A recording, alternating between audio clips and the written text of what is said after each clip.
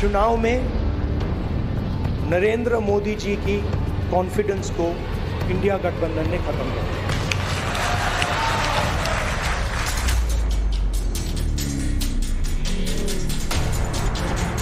चुनाव से पहले प्रधानमंत्री यूं भाषण देते थे, देखा आपने?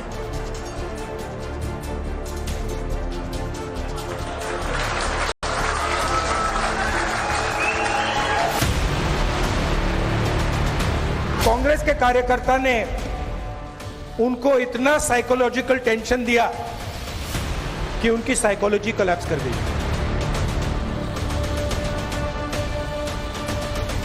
हम ऑपोजिशन में बैठे हैं मगर सरकार को कांग्रेस पार्टी का कार्यकर्ता चलाएगा।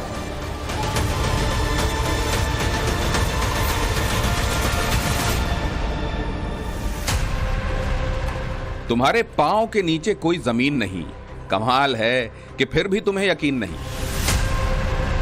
क्रांति के शब्दकार दुष्यंत कुमार की ये लाइनें राहुल गांधी की मौजूदा सियासत का चरित्र बता रही हैं या फिर ये राहुल के नजरिए से कहे जा रहे नरेंद्र मोदी के वक्त को बयान कर रही हैं? ये सवाल मौजू भी है और दिलचस्प भी, क्योंकि देश की सत्ता का चरित्र नहीं बदला है।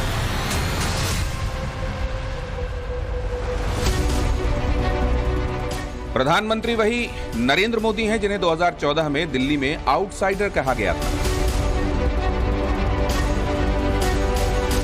प्रधानमंत्री वही नरेंद्र मोदी हैं जो सीटों के आंकड़े में वाकई एक अकेले सब पर भारी हैं। नरेंद्र मोदी की गठबंधन सरकार का मैथमेटिक्स भी देश में अब तक बने सभी गठबंधन सरकारों से ज्यादा मजबूत है। लेकिन राहुल और राहुल की टीम देश के मन में यह बिठाने की कोशिश कर रही है कि नरेंद्र मोदी का कॉन्फिडेंस टूट गया। चुनाव में नरेंद्र मोदी जी की कॉन्फिडेंस को इंडिया गठबंधन ने खत्म कर दिया। आपने देखा होगा जो पहले नरेंद्र मोदी जी छाती फैला के आते थे, याद है आपको? यूं आते थे, अब यूं आते हैं। नरेंद्र मोदी को साफ बता दिया कि आप जो अपने आप को सोचते हो वो नहीं हो। उनकी कॉन्फिडेंस को मैं आपको स्टेज से खुल के बता रहा हूं, उनकी सेल्फ कॉन्फिडेंस को, उनकी साइकोलॉजी को हमने तोड़ दिया है।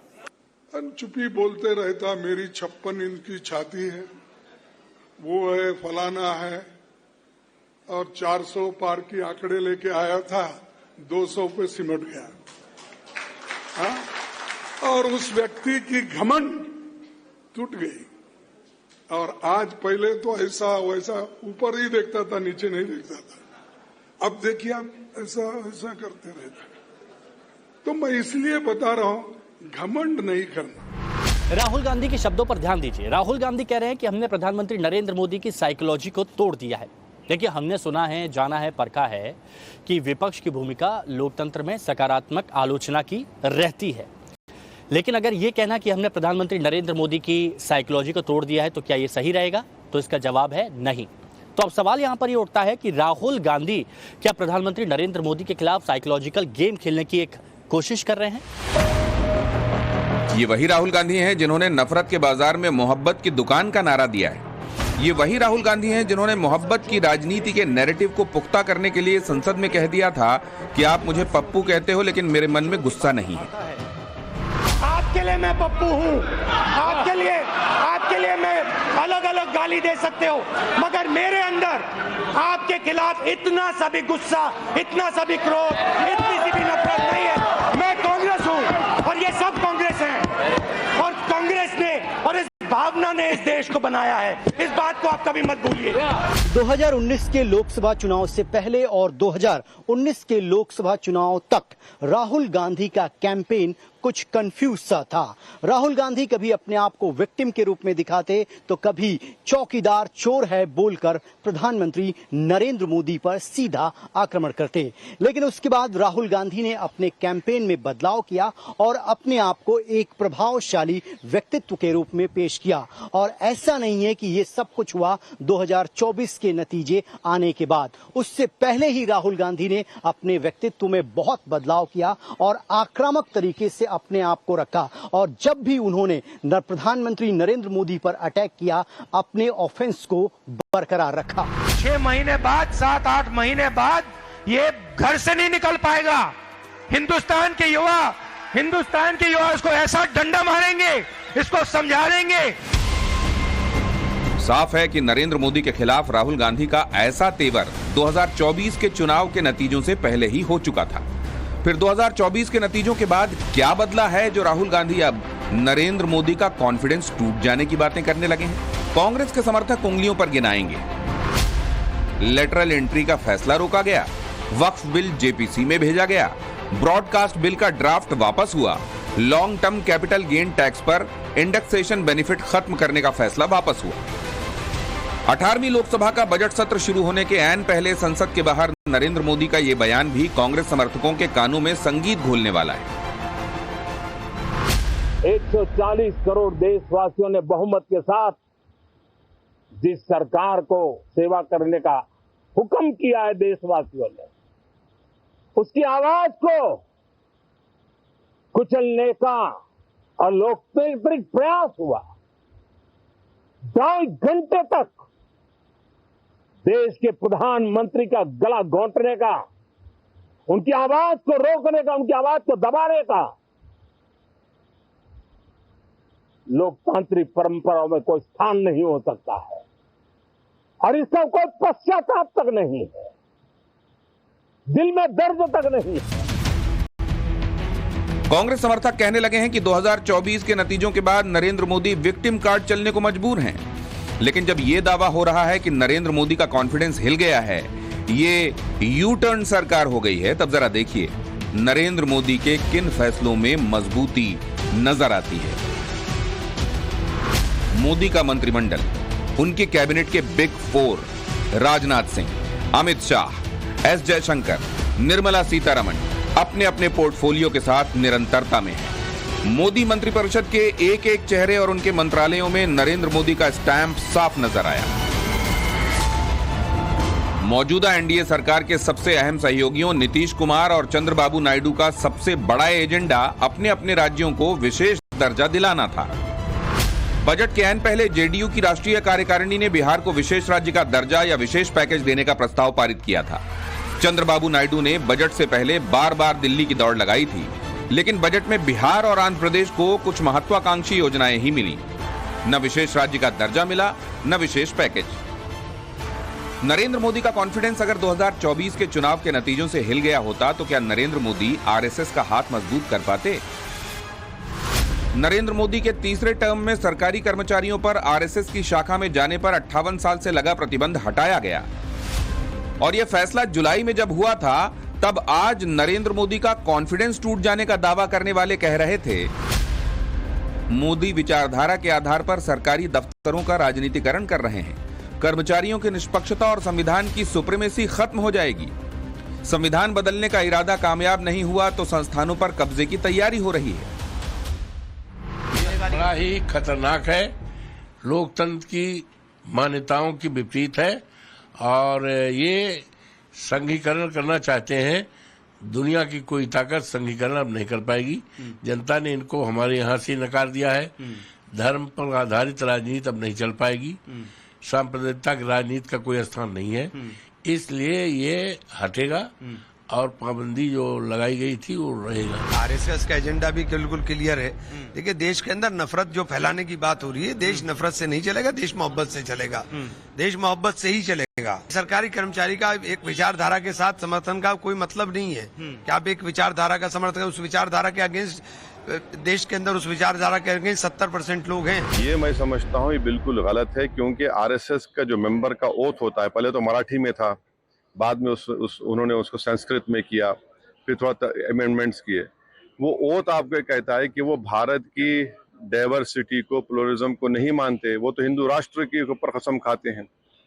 तो जो हिंदू राष्ट्र के ऊपर कसम खाता वो तो इंडियन नेशनलिज्म के खिलाफ बात कर रहा है। और मेरा मानना यह है कि जितने कल्चरल ऑर्गेनाइजेशंस है उनको परमिट नहीं करना चाहिए। तीसरी बात यह है कि ऐसे कई कल्चरल ऑर्गेनाइजेशंस है जो कम्युनिस्ट आइडियोलॉजी को मानते हैं। ऐसे कई कल्चरल ऑर्गेनाइजेशन, मिसाल के तौर पर जो जमात इस्लामी है। और आखिरी बात यह है कि इस फैसले से बात जाहिर होती है कि ये जो एनडीए के अलाइज हैं, ये लोग क्या कहेंगे इस बारे में भी, क्या वो इसको मानते हैं?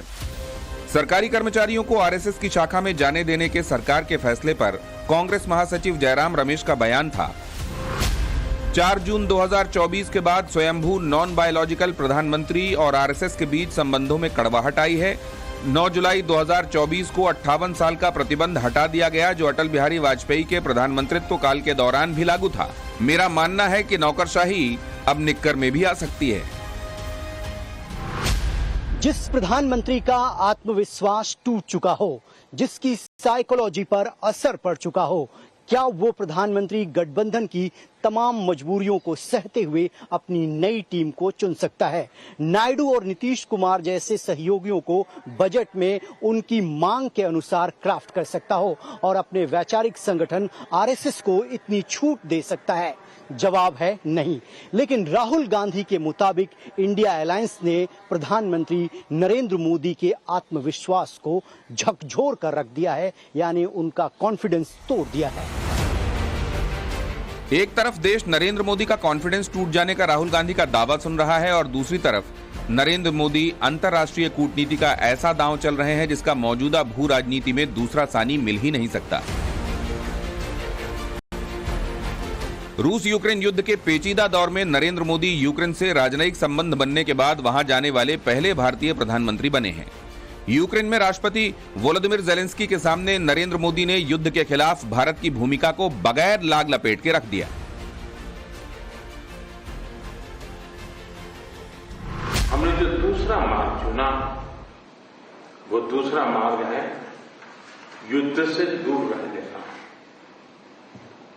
हम बहुत ही कन्विक्शन के साथ युद्ध से दूर रहे हैं, लेकिन इसका मतलब ये नहीं है कि हम तटस्थ थे।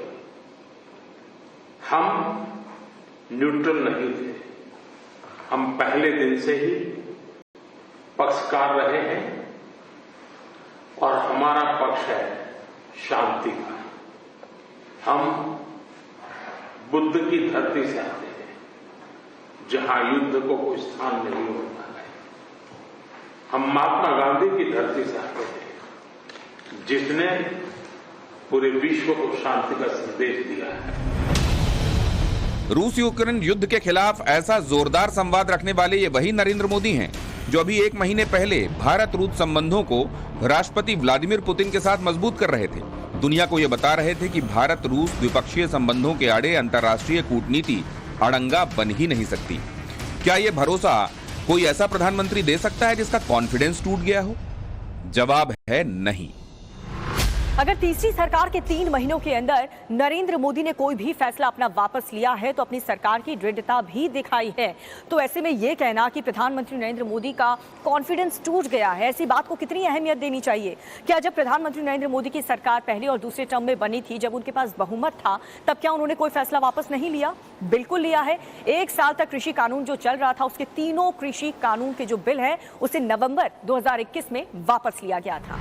मैं आज देशवासियों से क्षमा मांगते हुए सच्चे मन से और पवित्र हृदय से कहना चाहता हूं कि शायद हमारी तपस्या में ही कोई कमी रही होगी, जिसके कारण दिए के प्रकाश जैसा सत्य कुछ किसान भाइयों को हम समझा नहीं पाए।